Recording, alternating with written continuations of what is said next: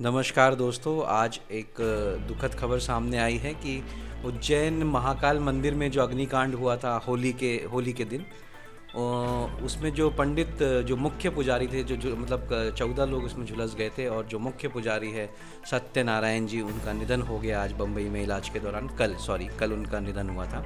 तो इसी मुद्दे पर आज हम बात करेंगे। हमारे साथ है हमारे सहयोगी वरिष्ठ पत्रकार कैलाश सर। तो सर, आपकी बताइए इस पर। अग्निकांड हुआ था होली के दिन उज्जैन महाकाल मंदिर में और उसमें 14 लोग झुलस गए थे। उनका ट्रीटमेंट इंदौर में चल रहा था। फिर सत्यनारायण जी को ट्रीटमेंट के लिए मुंबई उन्होंने रेफ़र किया था और कल शायद उनका निधन हो गया।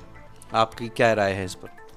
देखिए सर, जहाँ तक सवाल सत्यनारायण सोनी जी का है, वे पिछले कई दशकों से भस्मारती में शामिल होते रहे हैं और भस्मारती के समय महिलाओं को घूंघट के बारे में सचेत करने वाले वो पहले व्यक्ति थे। अब ये आवाज़ शायद महाकाल के गर्भगृह में नहीं गूंजेगी। वो 86-60% जल गए थे शायद। हाँ, और उनको 2 दिन पहले ही बम्बई पहुंचाया गया था। हाँ, लेकिन दुखद घटना हुई है। अब इससे क्या होता है आगे, ये तो प्रशासन जाने और प्रबंधन जाने, लेकिन महाकाल के भक्तों में से को ये बड़ा दुख है इस बात का कि उन्होंने एक अच्छे व्यक्ति को खो दिया है। भगवान बाबा महाकाल उनकी आत्मा को शांति प्रदान करे, अपने चरणों में स्थान दे। हम यही कह सकते हैं, और क्या कह सकते हैं। 80 साल उनकी उम्र थी और उसमें से 50 साल उन्होंने महाकाल की सेवा में लगा दिए। वही मैं भी कह रहा हूँ कि वही कि 5 दशकों से सेवा करते महाकाल बाबा की। हाँ, इतनी सेवा तो कोई दूसरा नहीं कर सकता भाई, पुजारी नहीं कर सकता इतनी सेवा, तो जितनी सेवा करते थे वो लोकप्रिय थे। अगर भस्मारती के वक्त सोनी जी नजर नहीं आते थे तो लोग पूछते थे कि सोनी जी कहाँ हैं। महाकाल बाबा की भस्मारती में सोनी जी का होना भस्मारती की तरह आवश्यक हो माना जाने लगा था। ऐसे व्यक्ति का चले जाना वाकई दुखद है। अब वहाँ पे उज्जैन महाकाल मंदिर में safety officer, fire safety officer की भी नियुक्ति होगी, ऐसा प्रशासन की तरफ से कहा गया है। तो इसके बारे में कुछ कहना चाहेंगे? देखिए साहब, जहाँ तक फायर सवाल उस बात का है, और भी बड़े बड़े मंदिर है जहाँ पर इस तरह की घटना होती रही है। हाँ, लेकिन अगर ये काम किया प्रबंधन ने कि फायर सेफ्टी ऑफिसर की नियुक्ति की है तो बहुत ज़्यादा अच्छा है वो, समझे। लेकिन केवल नियुक्ति करने से काम नहीं चलेगा। हाँ, सारी व्यवस्था देखना पड़ेगी। ऐसा कोई काम ना होने पाए, गर्भगृह में ऐसी चीज़ ना जाने पाए अगर जो ज्वलनशील हो। हाँ, चलो सारा सेफ्टी ऑफिसर से खाली काम नहीं चलता है, ऐसा नहीं है। उसके लिए प्रबंधन को और भी उपाय करना होंगे, तभी लोग सुरक्षित रह पाएंगे। और ये जो दुखद घटना हुई है सोनी जी के निधन की, ये तो वाकई में बहुत दिल हिला देने वाली है। इससे लोगों को सबक लेना चाहिए और ऐसे प्रबंध करना चाहिए कि आगे घटना ना दोहराई जा सके। ये जो एक तरह से लापरवाही थी प्रशासन की, जिससे इतना बड़ा अग्निकांड हो गया, वो भी महाकाल की गर्भगृह में, जहाँ लोगों के जाने पर भी प्रवेश निषेध होता है। मतलब लोग भी बाहर से ही दर्शन करते हैं और ऐसे स्थान पर एक ज्वलनशील, कहा गया था कि गुलाल उड़ा रहे थे और गुलाल से वो एकदम से आग ने अपना अलग रूप ले लिया और जिसके कारण ये लोग झुलस गए। तो कहीं ना कहीं ऐसा लगता है कि प्रशासन या मंदिर प्रशासन की भी थोड़ी बहुत लापरवाही थी इसमें। थोड़ी बहुत नहीं, बहुत लापरवाही थी। जब पूरी सिक्योरिटी व्यवस्था लगी हुई है, लोग वहाँ इसी बात के लिए तैनात हैं, उसके बाद भी गर्भगृह के अंदर एक निश्चित संख्या में लोग जाते, 25 लोग गर्भगृह के अंदर थे। हाँ, ये तो दूसरा लापरवाही वाली बात है। और इसके पहले भी घटना हो चुकी थी 6 साल पहले, उसे भी कोई सबक नहीं लिया। हाँ, 6 साल पहले उज्जैन में, मतलब महाकाल मंदिर में। महाकाल मंदिर में से इसी तरह घटना हुई थी। हाँ, उसे भी कोई उन्होंने सबक नहीं लिया।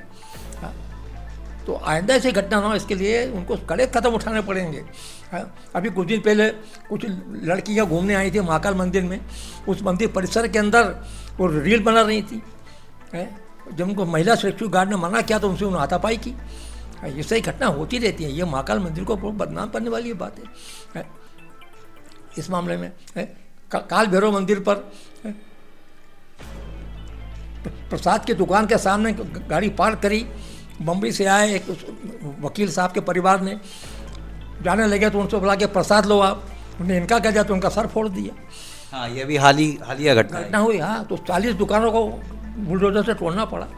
इस तरह की घटनाएं एक धर्म क्षेत्र में और खासकर सीएम के गृह नगर में होती हैं। ये गलत बात है। इससे लोगों के सामने बड़ा गलत संदेश जा रहा है। हाँ,